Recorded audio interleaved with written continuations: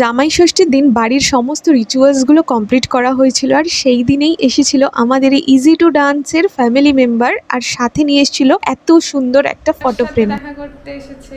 বলো তোমার নাম বলে দাও। কিছু কিছু বলবো নাকি? হ্যাঁ বলো। আজকে এসেছি কলকাতাতে, আমার দিদি বাড়ি বসে অনেক মজা হয়েছে। কি যে বলবে, ও তো মানে আসাম থেকে এসেছি। সুন্দর গিফট এনেছে, ছবি সেগুলো আমি শেয়ার করব। দেখে নিয়ে ভিডিও মাধ্যমে ফটো ফ্রেম মোবাইল কভার যদি বানাইতে কন্ট্যাক্ট নাম্বার দেওয়া থাকবে, এই যোগাযোগ করে নিন।